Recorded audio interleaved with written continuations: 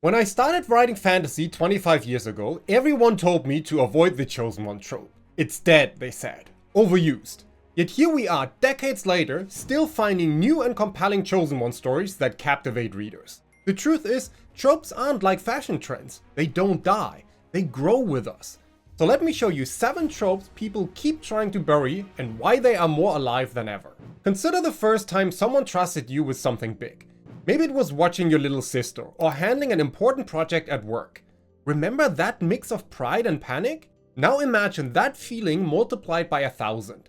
That's what writing a chosen one story is really about. When I write these stories now, I focus on 3 layers like a cake, but each layer has a different flavor of pressure our hero faces. The top layer? That's the obvious stuff. Prophecies, special powers, unique birthrights. But here's the thing, that's just the frosting. Many new writers stop here and then wonder why their story feels flat. The middle layer gets juicier. It's about relationships. How do family bonds crack under destiny's weight? What happens when your best friend suddenly becomes the chosen one? These questions create stories that grab readers by the heart. For the bottom layer, that's where the real magic happens. Because what keeps this trope eternally fresh is psychology. What does it really mean to be chosen? The weight of it changes everything, how you see yourself, how others see you, even how you interpret your own past. Every memory takes on new meaning, every relationship shifts. And that's the real story, not the choosing itself, but how it transforms someone's entire world, one small realization at a time. Here's a trick I now use. When I wrote a scene where my protagonist learns about their destiny, I didn't even mention the prophecy at first. Instead, I showed 3 quick reactions.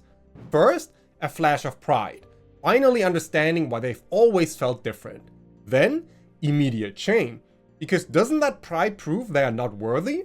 And finally, pure fear, realizing everyone they love is now in danger because of who they are. This works because it's real, it's human.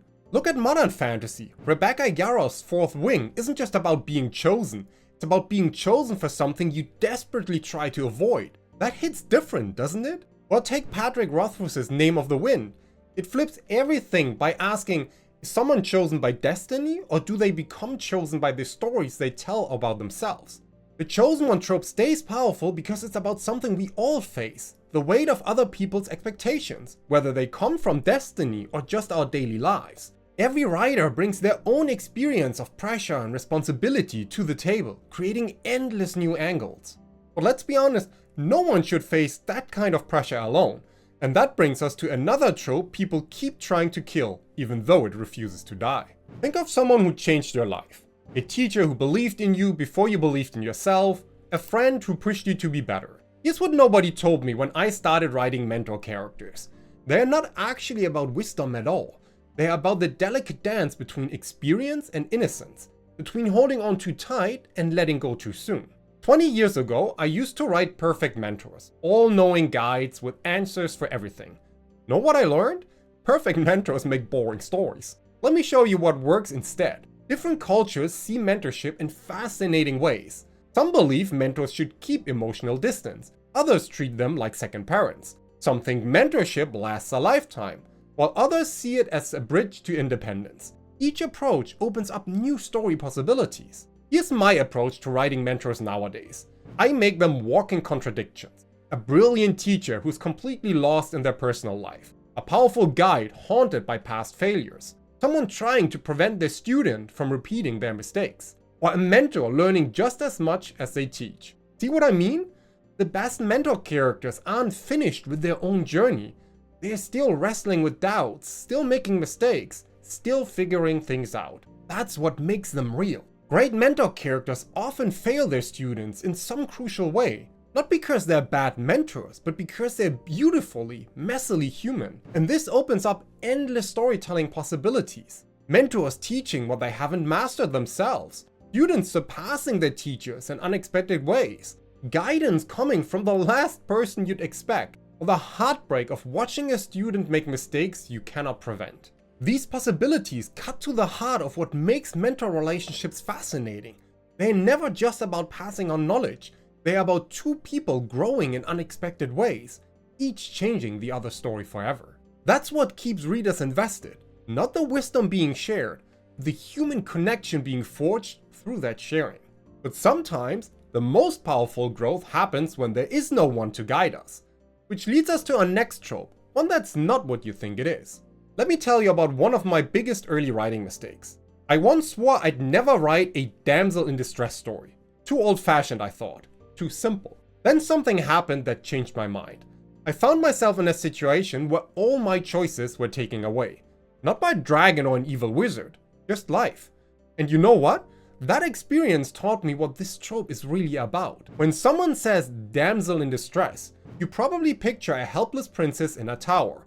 But here's the truth, this trope is really about human resilience when everything's taken away. Think about it this way. Imagine a character trapped by a magical curse.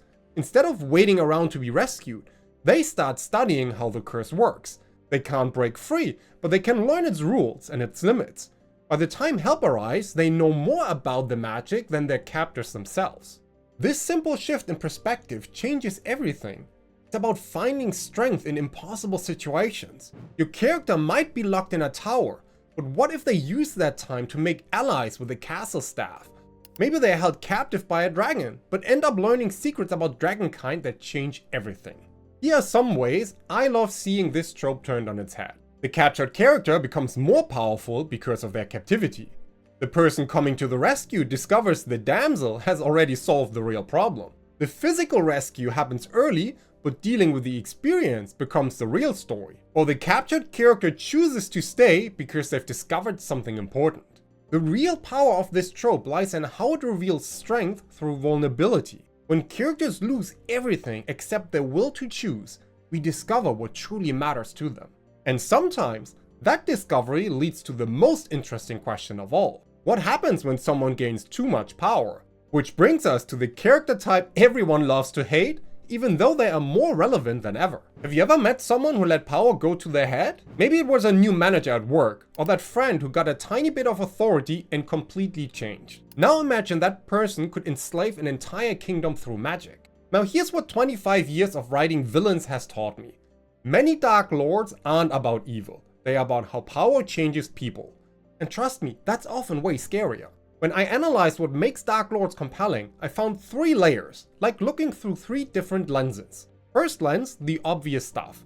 Armies, dark magic, oppressive rules. But stop here and your villain feels as flat as a cardboard cutout. Second lens then is relationships. Look at Thanos from Marvel's universe. What makes him fascinating isn't his strength, but how he treats his daughters, loving them even as his twisted vision of saving the universe destroys their lives. That contradiction grabs us because it feels real. With the third lens, that's where things get interesting. It's a psychological journey that turns someone toward darkness. At its core, here's what I learned. Dark Lords come in 2 powerful flavors, and understanding both is key to keeping this trope alive. The first type, they are people who made a series of choices, each one seeming reasonable at the time, until suddenly they joined the dark side. When I write these Dark Lords, I start with their beliefs, not their actions. What do they think they are fighting for? What convinced them that extreme measures were necessary? Often, it's not about wanting to do evil, it's about believing that something matters so much that any price is worth paying. The scary part about these villains isn't their power, it's how their choices reflect decisions we might make ourselves. They show us how easy it is to justify necessary evils when we're convinced we're right. I love writing the moments between their choices, those quiet times when doubt creeps in, when they almost turn back. Those moments make them human. But there is another kind of Dark Lord that's equally powerful, the embodiment of corruption itself. Think about Sauron in Lord of the Rings. He works precisely because he represents absolute darkness, giving weight and meaning to even the smallest acts of courage that stand against him. Some stories need this kind of unstoppable evil to highlight the heroism of ordinary choices. That's why this trope stays relevant. It offers us both mirrors and shadows. Whether you're writing a fallen hero whose choices we recognize in ourselves, or an embodiment of corruption that tests the humanity of everyone around them, what matters is how their presence forces meaningful choices from your other characters. Don't let anyone tell you that one type is better than the other. It's why Hollywood with their evil origin stories or Amazon with Rings of Power face so much criticism. Not every villain needs a tragic backstory, just as not every Dark Lord needs to be an unstoppable force of nature. The key is choosing the type that best serves your story's heart. But having said that, Where do these complex characters learn to wield their power? Well, that brings us to one of my favorite tropes to write. Remember your first day at a new school? That mix of excitement and terror, knowing you're about to learn things that will change your life forever? Now imagine those lessons could literally change reality. Let me share something I've never told anyone before. 20 years ago, I tried to write my first magic school story. It had everything: floating candles, mysterious teachers, ancient secrets. And it was terrible. Not because these elements were wrong, but because I focused on decorating the school instead of understanding what magical education really means. Here's what transformed my understanding: watching someone teach their child to ride a bike. The real magic wasn't in the technical instructions. It was in the moment they let go of the bicycle, that terrifying, exhilarating instant when support becomes freedom. That's what magical education should feel like. Take Fourth Wing by Rebecca Yarros again. Sure, it's a school for dragon riders, but what makes it compelling isn't just the fire-breathing lessons. It's how each training session forces students to confront primal fears of failing, of failure, of trust. When candidates learn to fly, they're not just mastering dragons, they're discovering who they become when everything familiar falls away. Many writers think power progression is what makes magic schools compelling, tracking students as they level up from novice to master. But that approach misses something I've learned to be true for myself. It's not about gaining power, it's about the cost of becoming something new. Every spell mastered, every ability gained, takes your character one step further from who they used to be. There is no going back to the person who first walked through those magical doors. Looking back at my own attempts, I realized my early magic schools failed because I treated lessons like staged performances rather than transformative experiences. Real magical education isn't about memorizing spells or mastering techniques. It's about those moments between the lessons when students wrestle with who they are becoming. But sometimes the most powerful lessons come without any teacher at all. Which brings us to our next trope, one of my absolute favorites, regardless of how much people like to call it a cliché. Have you ever had a moment of perfect certainty about the future? People keep telling me prophecies in fantasy are outdated, that modern readers are too sophisticated for such convenient plot devices. Yet here's what's fascinating: prophecies aren't vanishing from fantasy. They're evolving, becoming more complex tools for exploring human nature. Let me share what taught me this. Months into writing one of my first novels, I stared at a manuscript that had written itself into a corner. My prophecy seemed elegant, mysterious, everything I thought a fantasy prophecy should be. It also completely killed my story. Not because prophecies don't work, but because I hadn't understood how they needed to grow. Think about how N.K. Jemisin reimagines prophecy in the Broken Earth trilogy. She transforms geological predictions into prophecies, grounding mystical foresight into scientific understanding. This isn't your grandmother's prophecy anymore. It's a fresh exploration of how societies interpret predictions of catastrophic change. This evolution of prophecies reflects how we've changed as a society. In an age of predictive algorithms and climate models, we're wrestling with new questions about fate versus free will. Modern fantasy prophecies aren't just mystical predictions. They are tools for exploring how people react to knowledge of possible futures. So when I write prophecies now, I've learned to treat them as forces of nature rather than plot outlines. Just as weather forecasts create tension without determining exact outcomes, modern prophecies work best when they predict consequences rather than actions. When the crown splits, the land bleeds. Tells us something will happen, but leaves the how and why open for characters to grapple with. Here's what keeps prophecies alive in modern fantasy, if you ask me. They are no longer just about predicting the future, they are about how knowledge of possible futures changes people in the present. Every time we check our weather forecast or read a market prediction, we're engaging with modern forms of prophecy. Fantasy prophecies have evolved to explore this familiar tension in extraordinary ways. Your prophecy should ideally reflect this evolution. Instead of simply predicting events, they should raise questions about interpretation, belief, and the nature of destiny itself. This is how prophecies grow with us, remaining relevant by addressing our changing understanding of fate, choice, and the future.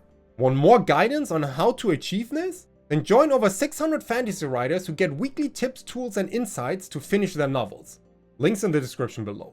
Moving on, sometimes the most powerful predictions aren't spoken at all though. They are bound to objects that carry destiny in their very essence. Which brings us to our next trope. Think about an object that changed your life. A gift, an inheritance, something that carried meaning beyond its physical form. You always come across some people saying that magical artifacts are too simple for modern fantasy, just convenient plot devices for lazy writers. Yet these objects of power aren't disappearing from our stories either. They are transforming to reflect our complex relationship with the things we create and possess. Let me share a hard lesson about this. In my early writing, I crafted what I thought was the perfect magical sword. Ancient, powerful, and destiny-laden. It took me 3 failed drafts to realize I wasn't writing about an artifact at all. I was writing about power without consequence, magic without cost. Modern readers expect more nowadays, because our own relationship with powerful objects has grown more complex. Look at how Robert Jackson Bennett reimagines magical artifacts in his Founders trilogy. His magical objects aren't just ancient relics. They are means of production, tools that reshape economies and societies. When characters fight over these artifacts, they are really fighting about who controls the future. This isn't your traditional magic sword and a stone.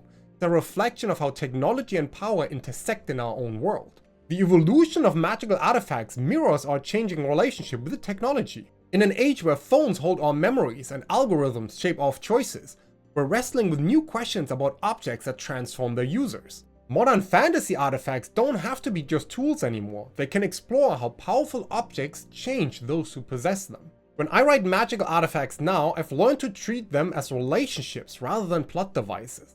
Just as our phones become extensions of ourselves, magical objects can create complex bonds with their users. The most compelling artifacts don't just grant power, they demand evolution, adaptation, and sometimes even sacrifice. What keeps magical artifacts relevant in modern fantasy is that they are no longer just about what the object can do. They are about how possession changes us. Every time we become dependent on a device or struggle with the price of progress, we're living the themes that make magical artifacts resonate. I learned this by watching how different cultures view powerful objects. Some see them as burdens to be carried, others as tests of worthiness. Some believe objects choose their owners, while others think power must be earned. These perspectives offer endless possibilities for reimagining how magical artifacts work in our stories. As said at the beginning of this video, tropes don't die, they mature alongside us. The magical artifact persists because it reflects something fundamental about human experience. How objects carry meaning, how tools shape their users, and how power transforms those who wield it. Now, tropes alone don't make a great story though. So check out this video here next where I show you how I would approach writing a new fantasy novel in 2025.